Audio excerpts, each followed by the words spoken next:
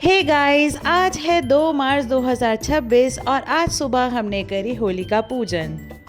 वैसे तो होली पूजन पूर्णमासी पर होता है, लेकिन इस बार 3 मार्च की पूर्णिमा तो है, लेकिन साथ में लग चुका है चंद्र ग्रहण।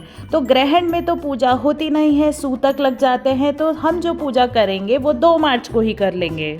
इसके 2 फायदे हैं। एक तो मेरी मेमोरीज क्रिएट हो जाएंगी। बाय चांस अगर मैं कुछ भूल जाऊँ अगले साल की पूजा से पहले, तो मैं अपनी ये वीडियो देख लूँगी कि अरे पिछले साल मैंने कैसे पूजा करी थी।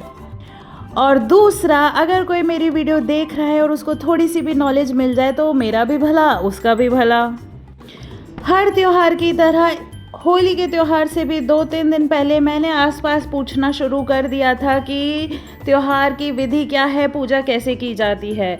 मेरे बहुत ही प्रबल सोर्सेज हैं। उन सोर्सेज में टॉप पे आते हैं मोहित की नानी जी और मेरी मम्मी और आसपास के काफ़ी लोग और 2-3 यूट्यूब के चैनल।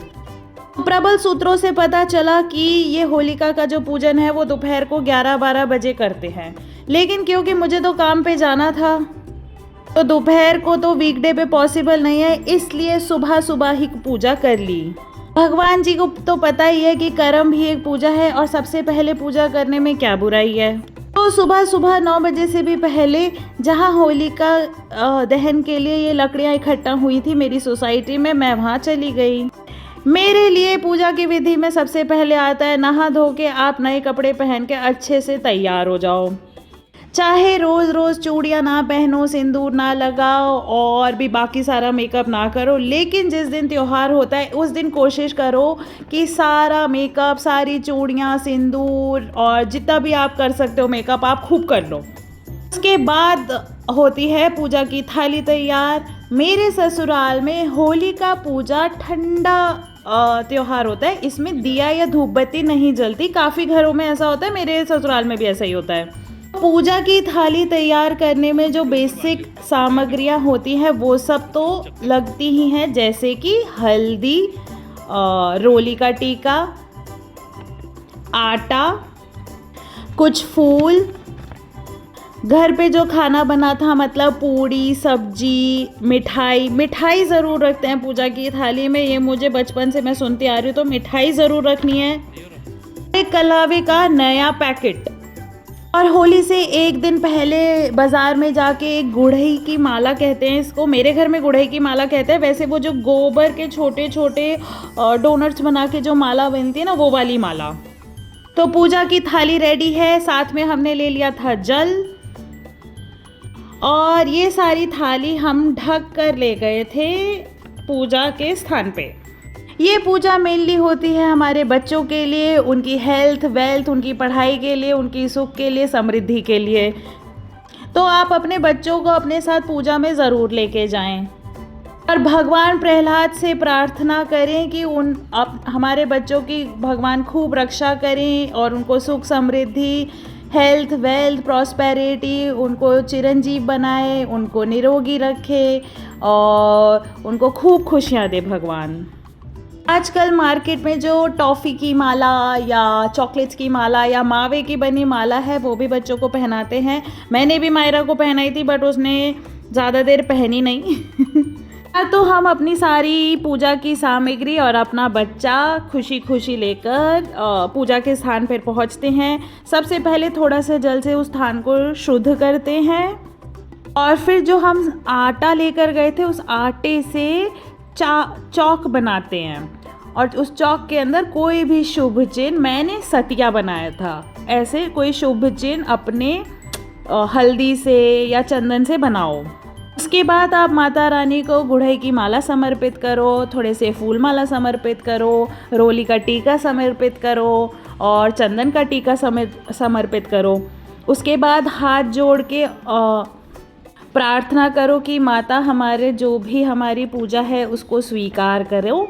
और कलावे से ये जो होलिका का पूरा प्रबंध है लकड़ियों का, इससे कलावे से 7 चक्कर लगाते हैं और चक्कर लगाते लगाते भी आपको अपना मन शुद्ध रखना है, मन प्रसन्न रखना है। अगर आपको गायत्री मंत्र आता है तो वो बोलते रहो मन ही मन। या ओम नमो भगवते वासुदेवाय बोलते रहो, या ओम नमः शिवाय बोलते रहो, या महामृत्युंजय मंत्र बोलते रहो, जो भी आपको आता है।